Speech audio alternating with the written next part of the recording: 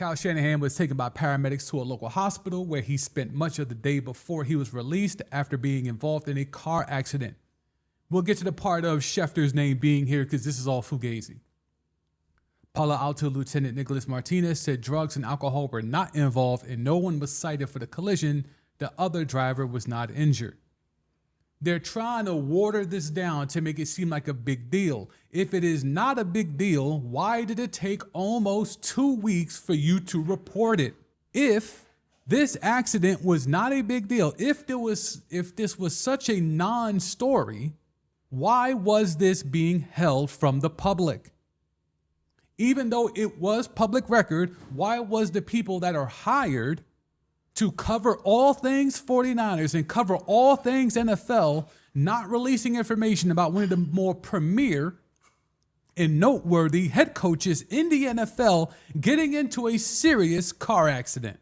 And while they're trying to water down the injuries in this car accident, let me tell you the injuries. He broke his nose, 3 ribs, his hand, and needed more than 40 stitches in his face and suffered a severe concussion. Now, let me ask you again, does that sound like a nothing accident that should have been, oh, we forgot to even mention our head coach got into a car accident, but it was no big deal, just a small fender bender. 3 broken ribs, 40 stitches in his face, a concussion, and broke his hand and his nose. And I'm supposed to believe that's not a big deal.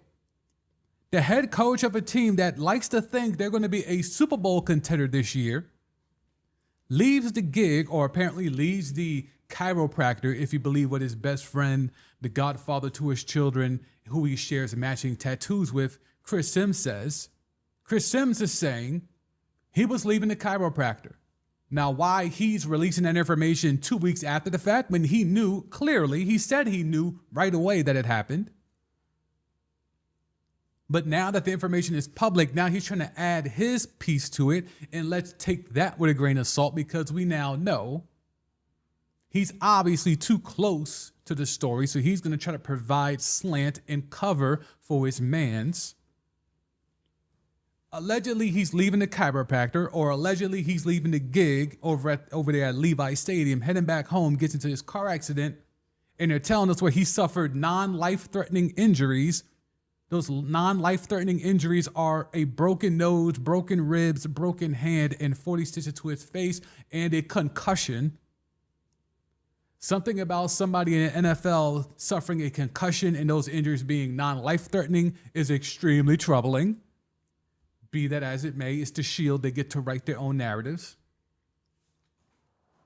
But let's take a look at the timeline of how this operates with how this story was actually being reported. So we're going to play internet detective. So the team announced about this happening on Saturday at 12 noon. Let's keep an eye on that time. 12 noon sharp. Okay? Y'all should peep that. So they released their statement. Coach Shanahan was involved in a car accident last week. Now, they're saying last week. That does not add up with the math. So off rip, we got some stories that are conflicting. He was involved in a car accident last week where he suffered non-life-threatening injuries. Again, this man suffered a concussion, a severe concussion. So they didn't just say a mild concussion like a player does sometimes in the game. They said a severe concussion, and they're labeling it as a non-life-threatening injury. Coach Shanahan will participate in team activities on a limited basis at the start of training camp while he recovers, yada, yada, yada, right? So that's at noon, right? Adam Schefter, insider, breaks the story at what time? 12:01. 12:01, Adam Schefter breaks the story. So 12 noon, the 49ers announce, oh, by the way, as training camp opens, our coach ain't going to be here. So by the way, when all the cameras come in and all the media come in and you're expecting to see Kyle Shanahan, oh, by the way, you're not going to see Kyle Shanahan because Kyle Shanahan got into a car accident. When the hell did that happen? Last week. The cops ain't saying that, but okay. So the team releases it at noon. 60 seconds later, Adam Schefter releases the news. And then 1 minute after that, the 4-letter network releases a whole article with quotes from police and the GM, John Lynch, in this article. So wait a minute. The breaking news drops at noon. Schefter tweets it out 1 minute later. And then a minute later after that, ESPN has a whole ass article with quotes from most parties that were in and around it outside of Shanahan and people involved in the accident. That doesn't ring as a little collusionary to you all? As we have talked about Kawhi and the Clippers and all the nonsense that went on there. As we have talked about Jalen Brunson and the contract, giving the Knicks a discount because his godfather is the GM and his pops is the assistant coach and all the nepotism around that. This doesn't fall right in line with that.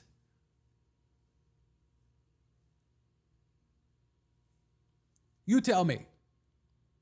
Team announces it at noon. 1 minute later, the biggest insider in the sport drops the bomb that had happened. And then a minute after that, there's a whole ass article with quotes from all the necessary parties that, again, try to water down the impact of this accident, even though, again, he broke his nose, 3 ribs, his hand, needed more than 40 stitches in his face, and suffered a severe concussion during a July 14th car crash.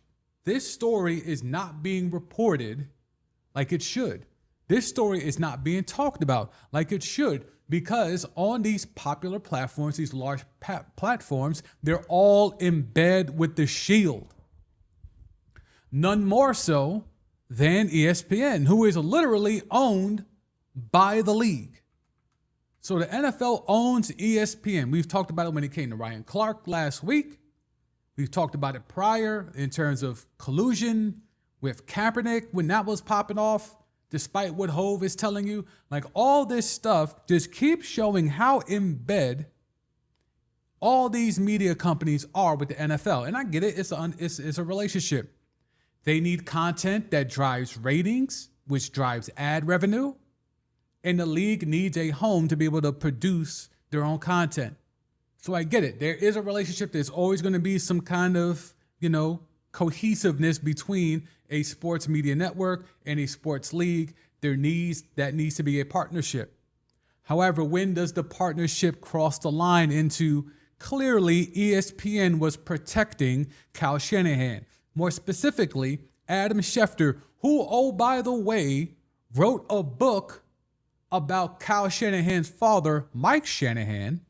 So clearly there was mob ties there. So again, the biggest insider in the game just so happens to be really close with the whole Shanahan family. So is it a surprise that when an accident happens to where it leads to a concussion, broken hand, broken ribs, broken nose, 40 stitches, that the largest insider in the game, who just so happens to have a relationship with that family, multiple layers, decides not to publish the story, not to run with the story. But when it came to Tony Romo, that tweet came from him quick, fast, in a hurry.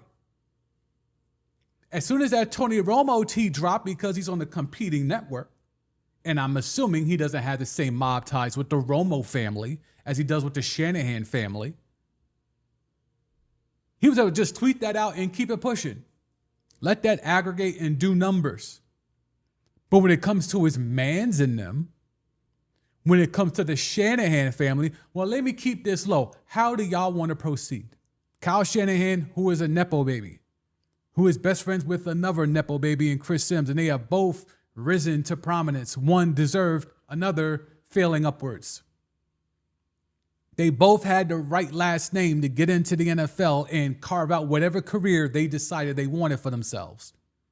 Along that way, you build relationships. When you are a child and you grow up in those NFL circles, you make lifelong friends along the way, and just that last name carries a lot of clout. So when you get in trouble, it's treated differently. When Brandon Ayuk is out here big wilding, to my knowledge, he's the first Ayuk of his name that has reached this status. So he has less protection. But when you're a Shanahan, not only are you protected, but off the strength of your father, you're protected. So you have the clout of what you have done individually, right? No one's debating how hard Kyle Shanahan works and how good he is, right? But the fact that he has that last name, which now piggybacks off of his dad's reputation, winning multiple Super Bowls and being held in high regard, he gets to live off of that too. So people that would protect his father will feel indebted to his father, that are in the league because of his father, will now automatically protect the son.